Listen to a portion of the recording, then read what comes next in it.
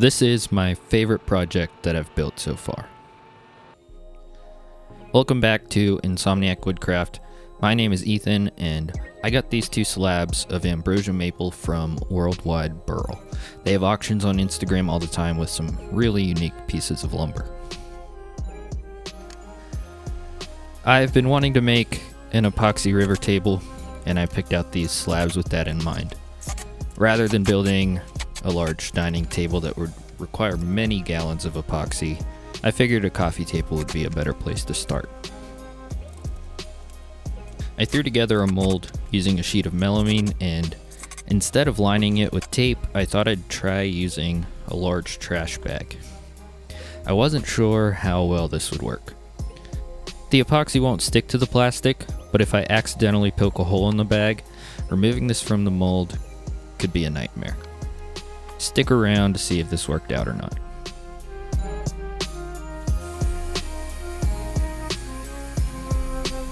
I mixed up about a gallon of epoxy and mixed a few different colors to get this shade of blue that sort of looks like denim.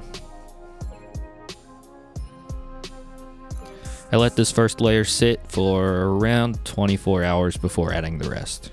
My deep pour epoxy is good up to 1 inch at a time. I was a bit nervous mixing this second batch. If I didn't get the color matched just right, the layers would be noticeable on the edges. I had no leaks, which was a good sign. After giving it a couple days to cure, I came back to try to break this thing out of the mold.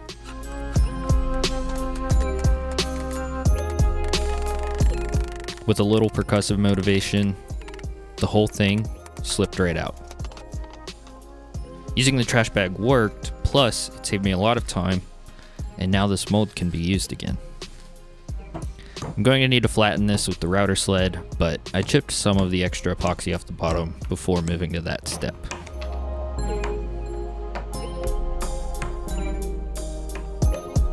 The router sled has been a great tool for projects like this, but it clearly makes the biggest mess. I took a couple passes on each side, and I was left with a slab about 1.5 inches thick. Since you've watched about half of this video, now would be a good time to remind you to like this video and subscribe to my channel. At the time of recording this, I have less than 50 subscribers, so every little bit of support and promotion goes a long way. Now back to the show. I don't have a track saw, so to get this thing square, I ran one edge across the joiner. I found a scrap piece of MDF with a factory edge and used that as a guide for my circular saw.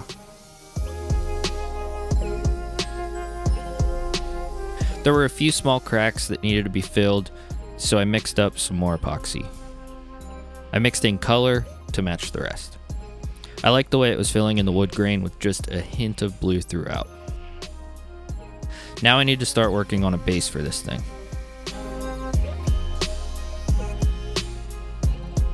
I found some cherry boards to mill down, and then used this taper jig I 3D printed for on the table saw.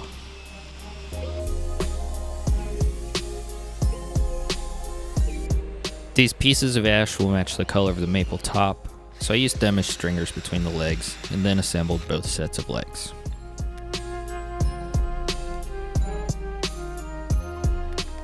After some sketching and planning the leg placement, it was time to cut some mortises. Using that piece of MDF as a guide again, I used my router to cut the mortises.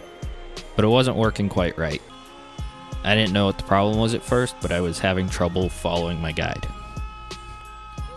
I later realized that the bearing on my router bit was completely locked up, which is why you see some burning. Anyways, the mortises are squared up with a chisel, and now it's time to fit the legs. As you can probably see, the router got away from me a bit, so there are gaps to be filled later on.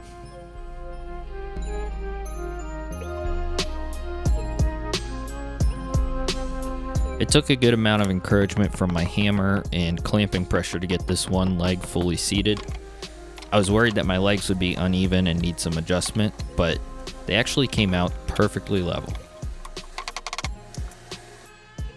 I've seen other tables with a 45-degree bevel on the bottom side, so I figured that would be a good idea to steal for this.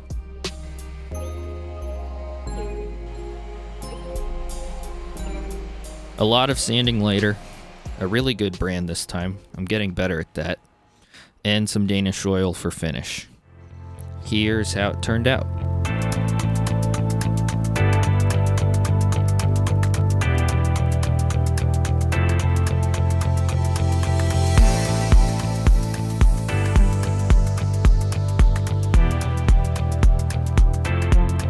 Like I said at the beginning, this is my favorite project so far. Let me know what you think in the comments.